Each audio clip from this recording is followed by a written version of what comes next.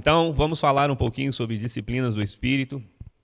Eu quero ler aqui, lá em 2 Coríntios, capítulo 5, eu vou ler o versículo... Deixa eu ver se é isso mesmo. Perdão, 2 Coríntios, capítulo 4, versículos 16 e 17. Diz o seguinte: portanto, não desanimamos, ainda que o nosso exterior esteja se desgastando, o nosso interior está em plena renovação dia após dia.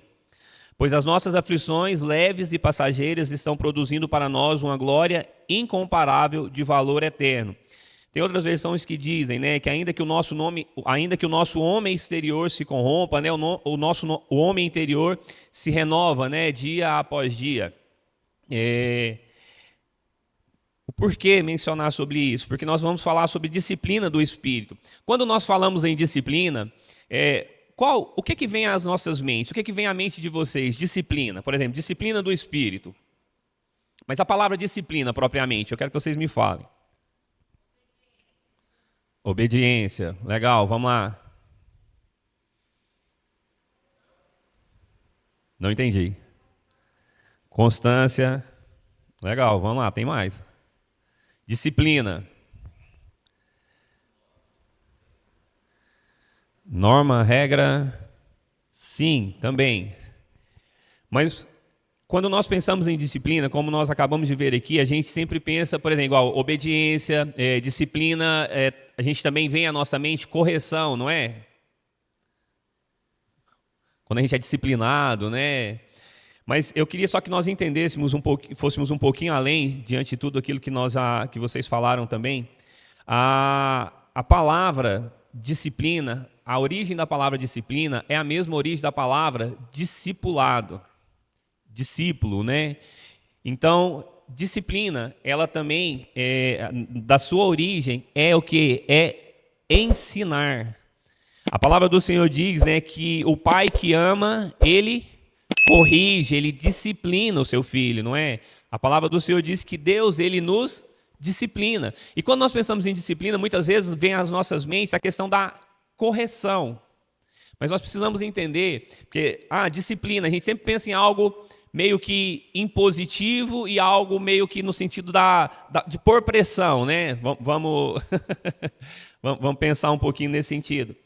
E não deixa de ser, mas é algo que nós devemos buscar para as nossas vidas no sentido de, vamos dizer assim, de colocar pressão em nós mesmos, mas muito mais no sentido de aprendermos. Disciplina do Espírito significa o quê?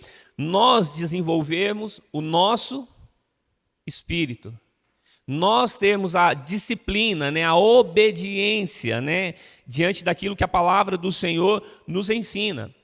Porque, como eu acabei de ler aqui, nós somos tendenciosos, o nosso homem exterior, né, aquilo que é carnal das nossas vidas, tende para o quê? Para se afastar de Deus, para a corrupção. Mas o nosso homem interior, que fala do nosso espírito, ele tem que se renovar dia após dia. E é muito dentro disso que eu vejo que nós devemos caminhar em direção àquilo que nós entendemos que é o propósito de Deus para as nossas vidas, que é o ser, realmente ter essa disciplina, né, enquanto cristãos, mas ter essa disciplina do Espírito, né, buscarmos sempre estarmos crescendo cada dia mais e mais.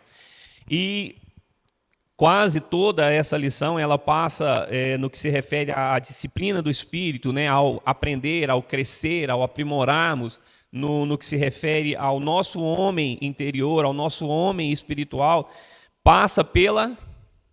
O bispo falou aqui muito, e nós vamos falar quase toda a lição sobre isso. Alguém falou aí? Passa pela oração.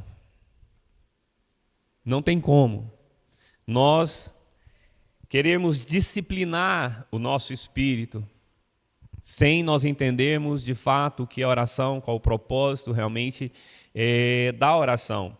Eu vou mencionar aqui rapidamente, porque o bispo já falou sobre isso, das definições de oração, né? A primeira, a oração é um modo de viver. Então, a oração como um estilo de vida. eu não vou ficar entrando em detalhes, porque o bispo já falou sobre isso. Depois vocês podem pegar a lição. Mas oração como modo de viver, a oração como estilo de vida, de fato, porque oração vai muito além de nós ficarmos repetindo rezas.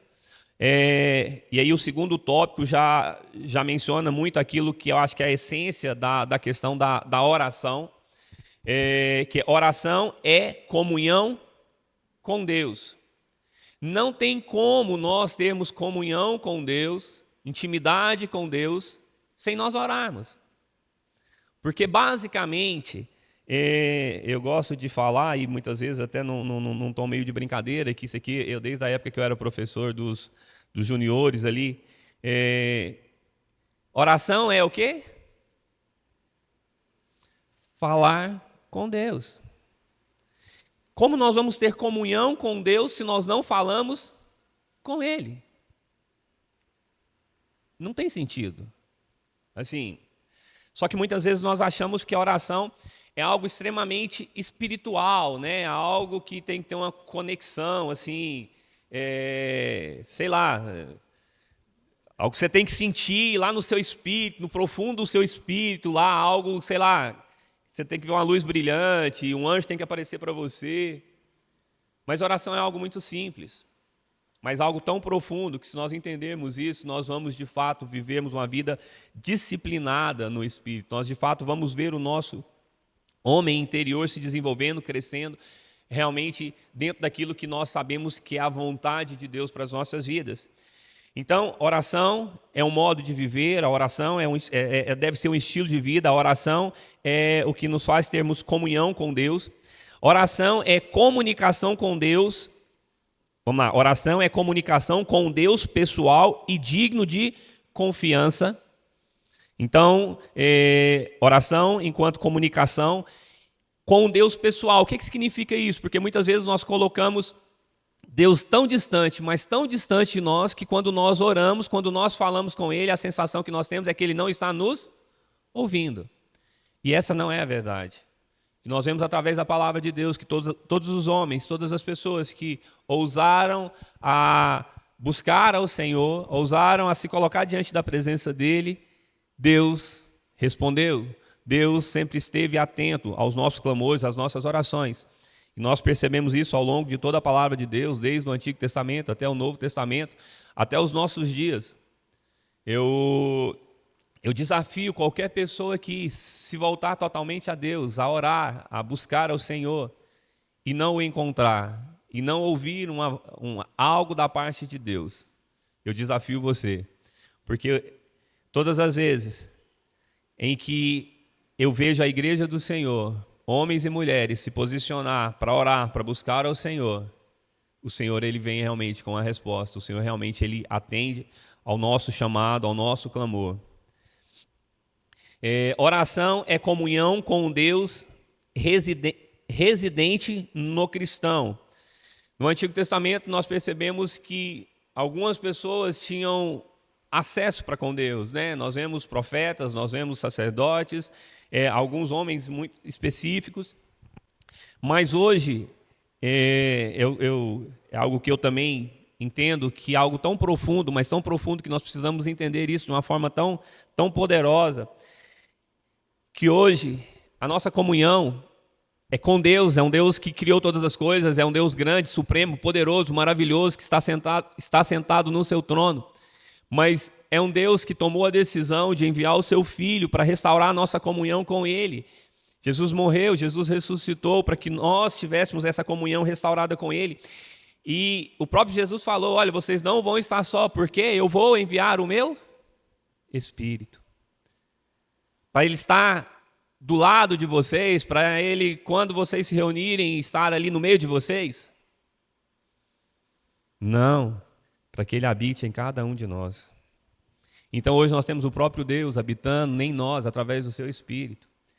Então, a oração é comunhão com Deus que reside em nós, enquanto cristãos, enquanto homens e mulheres que têm o Espírito Santo de Deus nas suas vidas. Amém? Oração é o primeiro passo para um encontro com Jesus. Isso é óbvio. Como que nós vamos ter um encontro com Jesus? Como que nós vamos de fato conhecê-lo? Se nós não tivermos esse relacionamento, se nós não orarmos. Então, o primeiro passo para que nós possamos ter um encontro com o nosso Deus é realmente através da oração.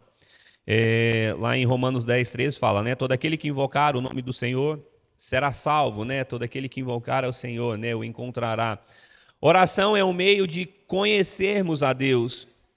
Como nós já mencionamos aqui, não tem como, não. Você pode ter uma experiência com Deus no meio da reunião sem conhecer a Deus, sem ter orado, sim.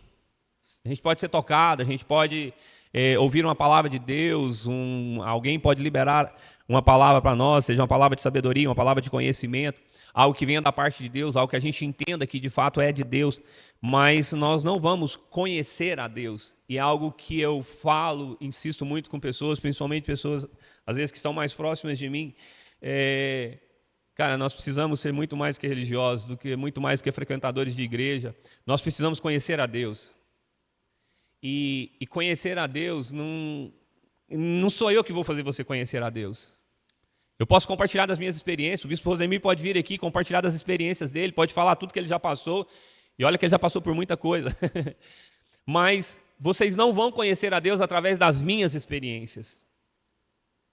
As nossas experiências, a experiência do bispo Rosemir, de outros irmãos, ele pode até nos fazer entender que existe algo maior da parte de Deus para cada um de nós, mas se nós não buscarmos a Deus, se nós não nos empenharmos realmente a viver uma vida disciplinada, no que se refere a crescer espiritualmente, a buscar a Deus, e não tem como nós alcançarmos tudo isso sem a oração. Então, somente através da oração nós vamos de fato conhecer a Deus. E é interessante a gente estar falando sobre isso, porque muitas vezes nós entendemos ou pensamos que pelo fato de estarmos dentro de uma igreja, nós conhecemos a Deus. E a minha opinião é que, infelizmente, nem todas as pessoas que frequentam igrejas, nem todas as pessoas que vêm em cultos, conhecem a Deus. Tiveram uma experiência com Deus. Porque se assim fosse, se pessoas de fato conhecessem a Deus, se pessoas de fato que frequentam a igreja tivessem comunhão com Deus, tivessem intimidade com Deus, eu não acredito que essas pessoas se afastariam de Deus. Eu não estou falando de sair de igreja, de mudar de igreja, nada disso. Porque uma pessoa que conhece a Deus, uma pessoa que experimenta da glória de Deus, pode acontecer o que for com ela. Ela pode se decepcionar com pessoas, ela pode se frustrar com relacionamentos, pode acontecer o que for na vida dela. Ela não vai se afastar da presença de Deus. Eu creio nisso, com toda a minha força, com todo o meu entendimento. Então, não tem como nós conhecermos a Deus se não for através da oração. Então, a oração é o meio pelo qual nós conhecemos a Deus. Oração é a chave para o miraculoso. Então, se nós queremos viver realmente coisas sobrenaturais da parte de Deus nas nossas vidas, nós precisamos orar. Mais uma vez, é óbvio, né, meus irmãos? Não tem como. Então, tudo passa através da oração, porque é através da oração que nós temos comunhão com Deus, que nós realmente crescemos no que se refere ao nosso homem interior. E por isso nós precisamos realmente orar. Aqui ele fala, né? Por que orar? Porque Deus insistentemente o ordena na Bíblia. A palavra de Deus ela é repleta de textos, né, que fala sobre oração. Se o meu povo, que se chama pelo meu nome, orar, se humilhar, né, invocar, então o Senhor nos ouvirá, correto? Lá em 1 Tessalonicenses diz, né, orai sem cessar, orai constantemente, né, como nós já vimos aqui, que nós precisamos realmente, há uma necessidade de que nós venhamos orar, que a oração seja algo, que seja o estilo de vida que a gente tem, né? Não somente aos finais de semana, não somente quando nós nos reunimos, mas sempre temos uma vida de oração. Falarmos com Deus em todo tempo, a todo tempo. Você fala, mas todo tempo? Sim, a todo tempo.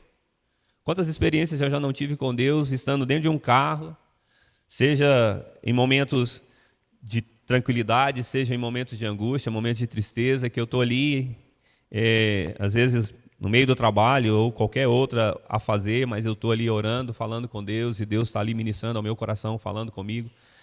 Quantas e quantas vezes eu já não chorei sozinho e dentro de um carro por sentir a presença de Deus, por estar realmente ali falando com Ele. Então a oração é o que deve nos mover, não como algo religioso, não como algo imposto, mas como algo que nós entendemos que vai fazer bem, que vai nos edificar, que vai fazer com que nós cresçamos cada dia mais e mais. Então, por que orar? Porque a palavra de Deus nos mostra insistentemente que devemos fazer isso, porque é o caminho indicado por Deus para o cristão receber coisas de que precisa, porque a oração é o caminho que Deus aponta para que o cristão tenha plenitude de alegria, porque a oração é a saída para os problemas, a cura para todo cuidado e ansiedade, porque a oração respondida é o único argumento irrefutável contra o ceticismo, a incredulidade, o modernismo e a infidelidade. Então, somente quando nós oramos, somente quando nós nos conectamos com Deus, somente quando nós temos comunhão com Ele, é que de fato nós vamos superar todas essas adversidades, é que de fato as pessoas vão ver em nós algo diferente, não por aquilo que temos, mas por aquilo que de fato nós somos na nossa essência, por aquilo que de fato nós vivemos e consumimos constantemente, diariamente. Porque não tem como sermos cristãos, não tem como sermos testemunhas de Deus se nós não estivermos bebendo dele, né? Se nós não estivermos nos enchendo dele a cada dia. Então, por que orar? Porque a oração é o caminho para o poder do Espírito Santo no serviço cristão. Por que orar? Porque todo o que invocar o nome do Senhor será salvo, né? Agora vamos ver aqui alguns inimigos da oração. E aqui eu vou ler aqui alguns textos, inclusive se alguém quiser participar e ler comigo aí também, eu vou ler o primeiro e vocês leem o segundo. Então, alguns inimigos da oração, né? Primeiro, relacionamentos errados na família, lá em 1 Pedro 3, do 1 ao 7. Diz o seguinte: da mesma maneira, esposas, cada uma de vós seja submissa ao vosso próprio marido, com o propósito de que se alguns deles ainda são contra a palavra, sejam convertidos sem admoestações, mas pelo procedimento de sua esposa, testemunhando a vossa maneira de ser honesta e respeitosa. Portanto, o que vos torna belas e admiráveis não devem ser os enfeites exteriores, como as tranças de cabelos, as finas joias de ouro ou o luxo dos vestidos. Pelo contrário, esteja em vosso ser interior, que não se desvanece, toda a beleza que se revela mediante um espírito amável e cordato, o que é de grande valor na presença de Deus. Porquanto na antiguidade era desse modo que as santas mulheres que esperavam em Deus costumavam adornar-se. Elas eram dóceis, cada qual para com seu próprio marido, como Sara, que obedecia a Abraão e o chamava Senhor. Delas sois filhas, se praticardes o bem sem qualquer espécie de receio. Exatamente da mesma maneira, vós maridos, vivei com vossas esposas a vida cotidiana do lar, com sabedoria, proporcionando honra à mulher, como parte mais frágil, e coerdeira do dom da graça da vida, de forma que não sejam interrompidas as vossas orações. Amém? Então aqui, como a gente vê na apostila, como a gente acabou de ver no texto aqui, muitas vezes, meus irmãos, nós queremos desvincular a nossa vida das coisas de Deus. E nós percebemos que a palavra de Deus, ela está sempre nos ensinando, sempre nos mostrando que o que nós somos é que de fato demonstra quem nós somos em Cristo. Então, o que muitas vezes, quando ele fala assim, inimigos da oração, como assim inimigos da oração? Porque se nós oramos, nós buscamos ter comunhão com Deus, intimidade com Deus, estarmos realmente crescendo no que se refere ao nosso relacionamento, ao nosso conhecer a Deus. Amém? Agora, como nós pensamos em ter comunhão com Deus, estarmos próximos a Deus, a desfrutarmos de tudo aquilo que Deus tem para as nossas vidas, se nós não entendemos aquilo que Ele nos ensina. E quando eu digo não entender, não é não entender no intelecto, não, é não entender nos nossos corações. É não nos deixarmos ser tratados, é não nos deixarmos sermos transformados. Então, essas coisas, quando ele fala inimigos da oração, relacionamentos errados dentro da família, o que ele está mostrando aqui?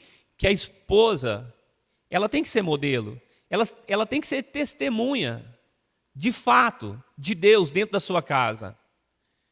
É isso que a palavra, é isso que o texto ele demonstra, que ele fala, olha, a mulher ela vai ganhar o esposo, não é pelo muito falar, não é pelas admoestações, mas é por quê? É pelo seu estilo de vida, é por aquilo que ela faz, é por aquilo que ela demonstra enquanto cristã, enquanto uma mulher que ama a Deus, uma mulher cheia do Espírito Santo de Deus. Assim também o homem, ele fala, olha, da mesma maneira, maridos, vivam as vossas vidas cotidianas dentro da sua casa, honre a sua esposa. Como nós queremos nos achegar diante da presença de Deus, como nós queremos realmente desfrutar de tudo aquilo que Deus tem para as nossas vidas, se nós não conseguimos ser homens e mulheres melhores dentro das nossas próprias casas. Vocês entendem que não tem muita coerência? Então, se nós queremos desfrutar da plenitude da vontade de Deus, e como eu disse aqui, olha, à medida que nós nos aproximamos de Deus, Deus vai nos mostrando, Deus vai nos revelando, de fato, aonde nós precisamos ser tratados. Eu costumo dizer que à medida que nós nos aproximamos de Deus, à medida que a luz de Deus ela nos alcança, nós começamos a ver o quanto nós somos imperfeitos, o quanto nós temos problemas, vamos dizer assim, o quanto nós somos tendenciosos a praticar o mal. Mas, à medida que Deus ele vai se revelando às nossas vidas, à medida que nós nos aproximamos de Deus e Deus se revela às nossas vidas, se nós não nos deixarmos ser tratados, isso vai se tornar um grande inimigo para as nossas orações. Porque qual o propósito da oração? Não é nos achegarmos a Deus? Não é conhecermos a Deus? Não foi o que nós vimos aqui agora? Então, como nós nos aproximamos de Deus, como nós queremos desfrutar de tudo aquilo que Deus tem para as nossas vidas, como nós queremos ter um nível mais profundo de intimidade com Deus, se as nossas práticas são contrárias àquilo que Ele tem para as nossas vidas. E, por exemplo, a palavra de Deus, ela nos ensina, ela nos instrui, nós precisamos conhecer. Mas, à medida que o Espírito Santo de Deus ele entra nas nossas vidas, o próprio Espírito Santo de Deus ele vai trazendo entendimento, ele vai trazendo revelação daquilo que Ele espera de cada um de nós. Esse é um fato, e essa é uma verdade. Mudei, né? Então, nós precisamos ter esse entendimento. Porque muitas vezes nós ficamos aqui buscando, devemos fazer, mas nas nossas atitudes, começando dentro das nossas casas, tem sido totalmente contrário àquilo que Deus tem para as nossas vidas. E muitas vezes por ignorância, muitas vezes por arrogância, por soberba, pela dureza dos nossos corações. A palavra diz que Deus ele não despreza um coração contrito, um coração quebrantado. O que é um coração contrito, um coração quebrantado? É um coração disposto a ser transformado. É um coração que não somente deseja a Deus, mas é um coração que deseja ser transformado verdadeiramente. Então nós vimos aí o primeiro inimigo, né, das nossas orações, né, é o nosso erro, né, o erro dentro dos nossos relacionamentos, né, no caso aqui familiar. Aí eu quero que alguém leia lá em Marcos 11, versículo 25, por favor. Quando estiverem orando, se tiverem alguma coisa contra alguém, perdoem-no, para que seu Pai no céu também perdoe seus pecados. É óbvio, né? É tão claro a palavra de Deus. O Espírito Santo de Deus, eu tenho certeza que ninguém que busque a Ele, ninguém que esteja cheio do Espírito Santo de Deus, eu não vou nem falar cheio do Espírito Santo de Deus, mas ninguém que tenha o Espírito Santo de Deus, que o Espírito Santo de Deus não venha mostrar que ele precisa ter um coração perdoador. Então, nós estamos falando aqui de inimigos da oração. Inimigos da oração, se a oração é o quê? Termos comunhão, termos intimidade com Deus, automaticamente são inimigos, são situações que nos afastam do próprio Deus. Então, beleza, ficou claro para todo mundo. Então, se nós não temos disposição de perdoar as pessoas, vocês já entenderam quem somos nós na fila do pão para nos achegarmos diante da presença de Deus?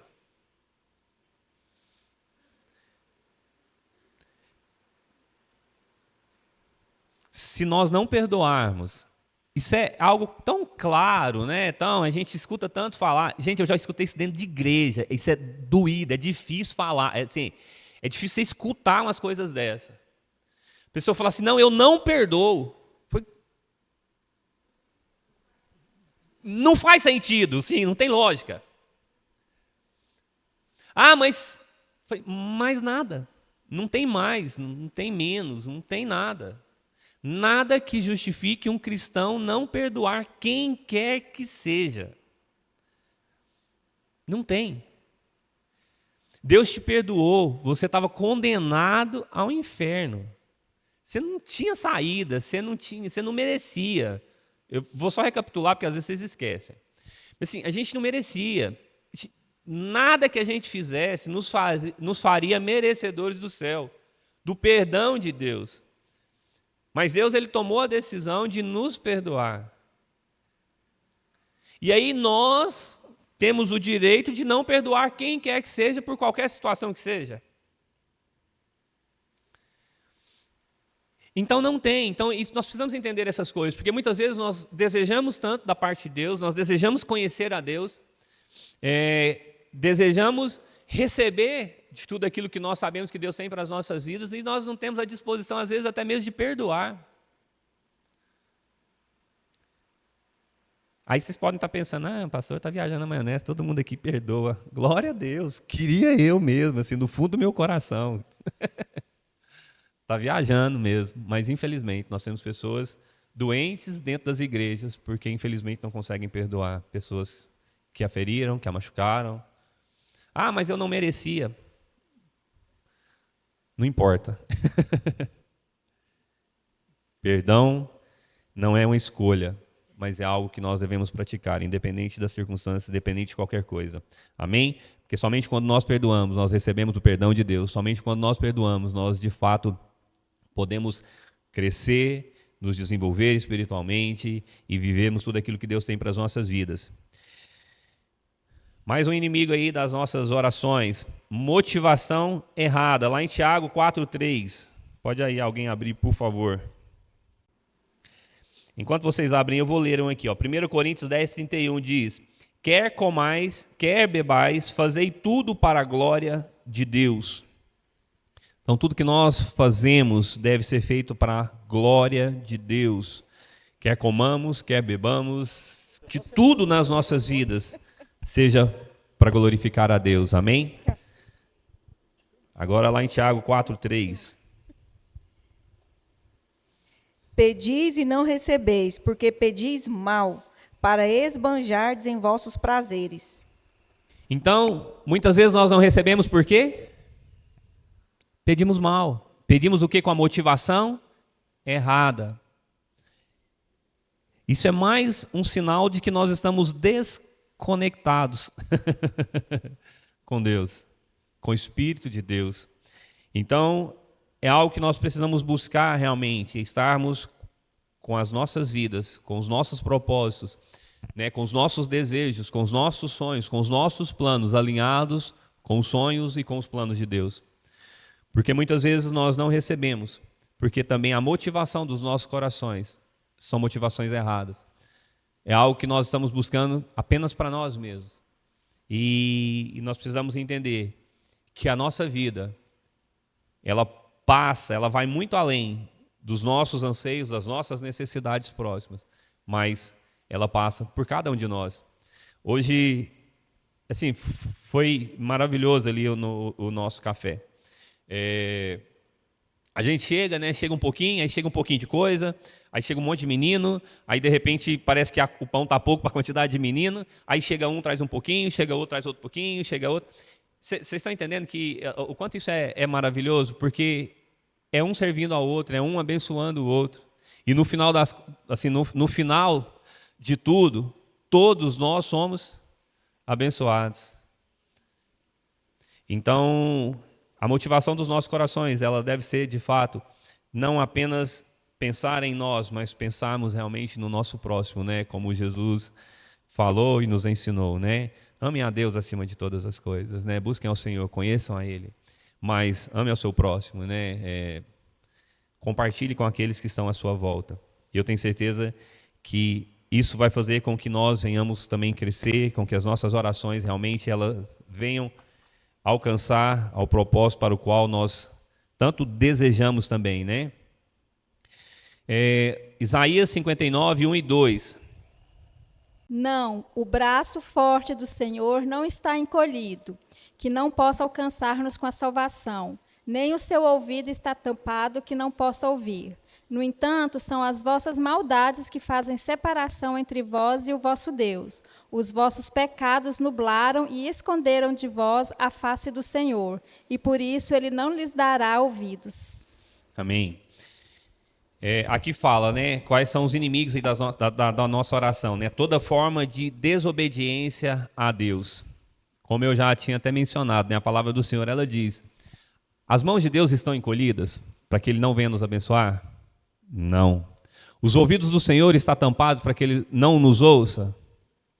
Também não. Mas existe algo que faz separação entre o homem e Deus. Aqui, na versão que a Kátia leu, fala sobre a maldade, né? Mas outras versões, que também têm o mesmo significado, fala da questão da rebeldia, da desobediência. Então, os nossos pecados, a maldade dos nossos corações, a dureza dos nossos corações, essa sim, pode barrar o agir de Deus, pode realmente impedir com que as nossas orações se cheguem na presença de Deus.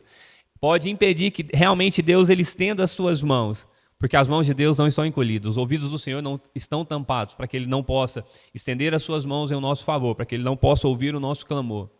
Mas a nossa desobediência, a nossa rebeldia, isso sim, impede o agir de Deus nas nossas vidas.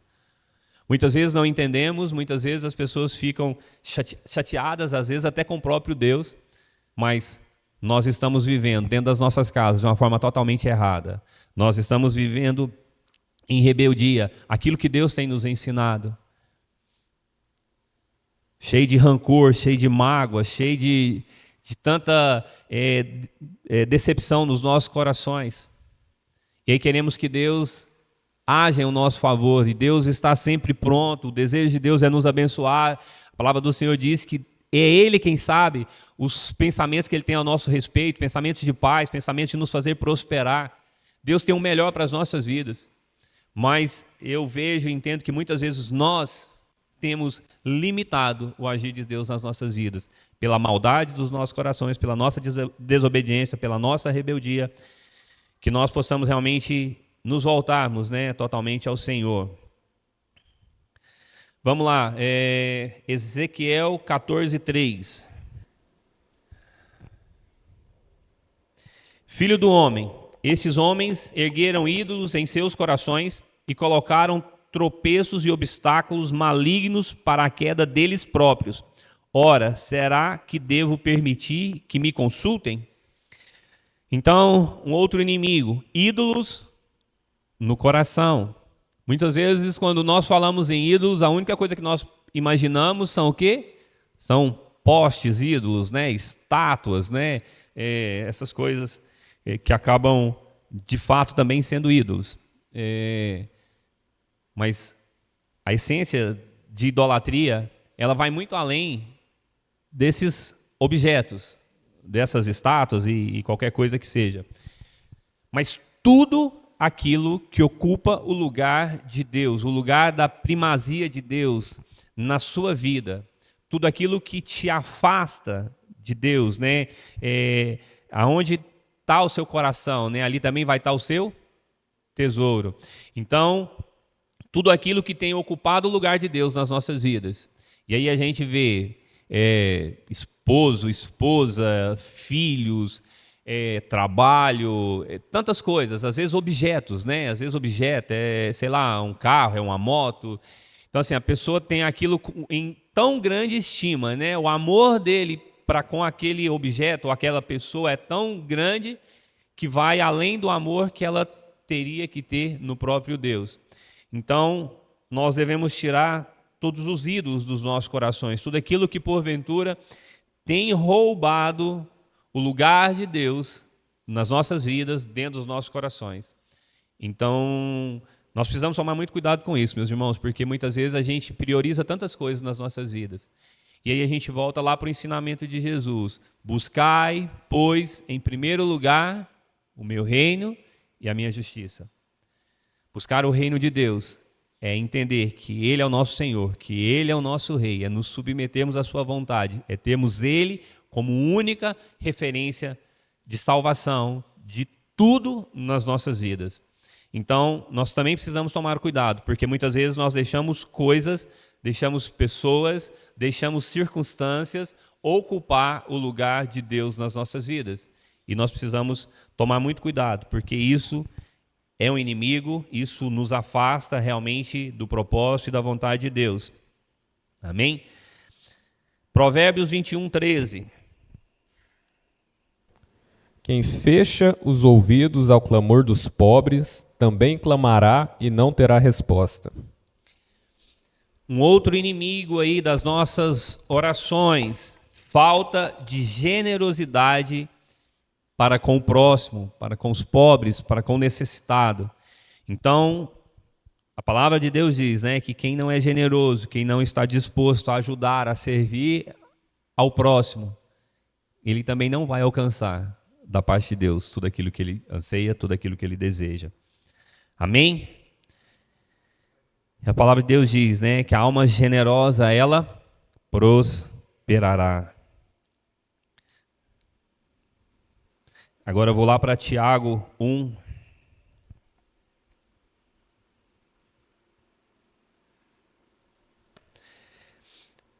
Tiago capítulo 1, eu vou ler do versículo 5 ao versículo 7.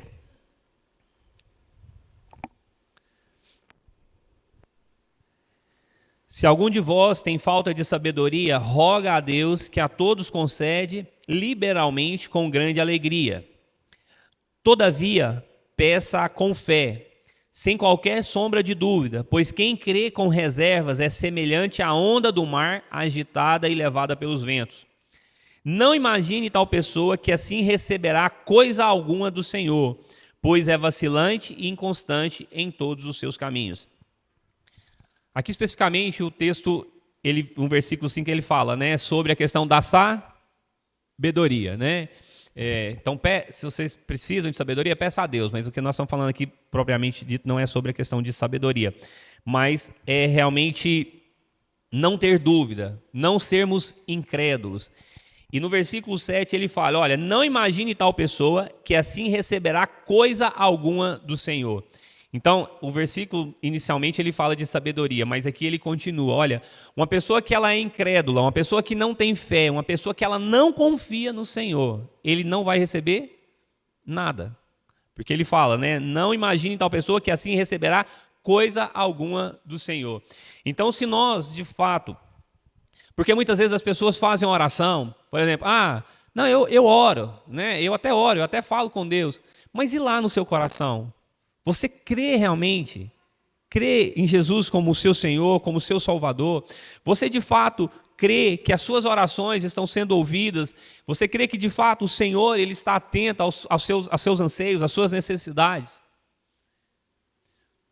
Porque quando nós oramos, nós também precisamos crer e confiar de que Deus ele está nos ouvindo, de que Deus de fato ele está atento a tudo aquilo que nós temos colocado diante da sua presença. Porque a oração também é algo que necessita de fé. Porque nós precisamos realmente ter a certeza e a convicção de que quando nós oramos, Deus ele está nos ouvindo.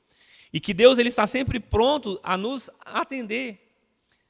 É claro, nós precisamos tomar cuidado com tudo aquilo que eu já disse aqui para trás, mas uma das coisas que nós também precisamos tomar muito cuidado e continuar, quando nós formos orar, quando nós formos realmente nos achegarmos diante da presença de Deus, intimidade, em comunhão com Ele, é não duvidar, mas é crer que Ele está cuidando de nós, é realmente entregar todos os nossos anseios, todas as nossas necessidades nas suas mãos e acreditando que Ele realmente está cuidando de cada um de nós. Porque muitas vezes nós oramos, né, no momento da aflição, no momento das lutas, né, falamos, Senhor, me ajuda, Senhor, eu estou precisando. E de fato, Deus entende que o seu clamor ele é genuíno, ele é verdadeiro. Mas muitas vezes, o nosso clamor ele é genuíno pelas nossas necessidades, por aquilo que nós tanto precisamos. Mas muitas vezes os nossos corações, ele não crê que de fato Deus ele está conosco, de que Deus ele está nos ouvindo, de que Deus ele irá nos atender.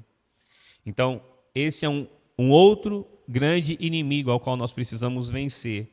É a incredulidade, é a dúvida, é o confiar com toda a nossa força, com todo o nosso entendimento no nosso Senhor, como nosso resgatador. Como nós cantamos aqui, enquanto nós cantávamos, né? Deus me ama, né? Sim, Ele me ama. Muitas vezes é tão simples cantar uma canção dessa, né? No meio da congregação, né? Aqui, cantando, louvando. Mas, e no nosso dia a dia?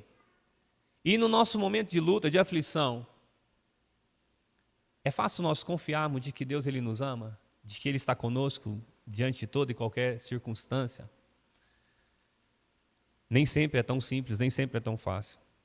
Mas nós precisamos ter essa certeza e essa convicção de que Deus ele está sempre cuidando de nós, de que Deus ele nos ama sim, que não é apenas uma canção, que não é apenas mais um louvor, não, mas que é uma verdade para mim e para você, de que Ele nos ama e de que Ele tem cuidado de nós.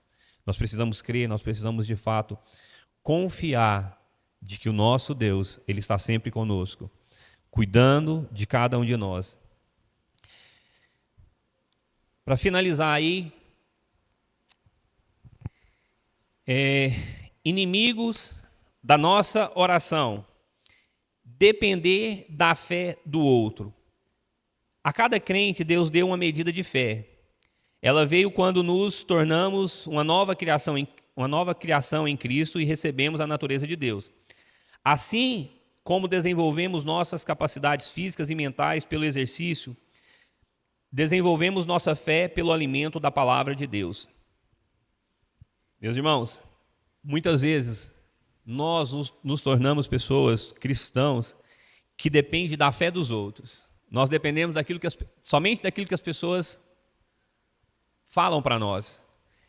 A nossa vida cristã ela é baseada muito mais no testemunho, na vida espiritual de outras pessoas do que na nossa própria vida. E depender da fé do outro, nós estamos aqui em comunidade, nós estamos aqui enquanto família, certo? Não é uma verdade? Sim. Só que a nossa fé tem que ser algo próprio, individual, de cada um de nós. A nossa comunhão e a nossa intimidade com Deus, como eu falei lá no início. Eu não vou te fazer conhecer a Deus, eu não tenho esse poder.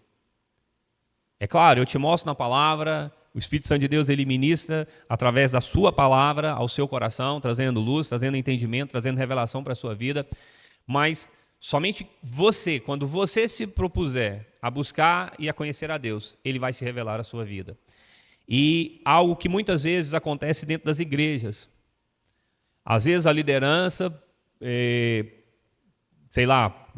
alguns de propósito, outras às vezes involuntariamente, às vezes na vontade de ajudar, de alguma forma estar contribuindo, vai gerando uma dependência nas pessoas que a vida cristã, a vida daquela pessoa depende de uma reunião, depende do ministério de louvor, depende do pastor pregando, ou do pastor estar sempre ali orando, assim, impondo a mão sobre a sua cabeça, mas é uma pessoa que ela não desenvolve o seu relacionamento com Deus, porque ela está sempre dependendo dos outros.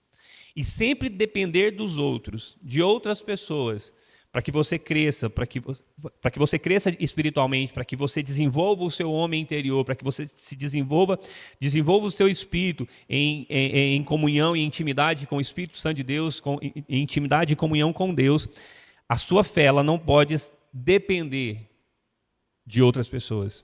Eu espero que vocês tenham entendido aqui o que eu quis dizer. Porque vai chegar um tempo em que as pessoas muitas vezes vão errar com você. Muitas vezes aquela pessoa a qual você tinha ela como referência, ela vai se afastar de você. se você não tiver alicerçado na rocha, se você não tiver se desenvolvido, crescido na graça, no conhecimento, na intimidade com Deus, infelizmente, você não vai permanecer. Porque você tem buscado alimento em outras pessoas. E nós devemos buscar o nosso alimento direto da fonte, direto da parte de Deus. Amém? Vamos nos colocar de pé.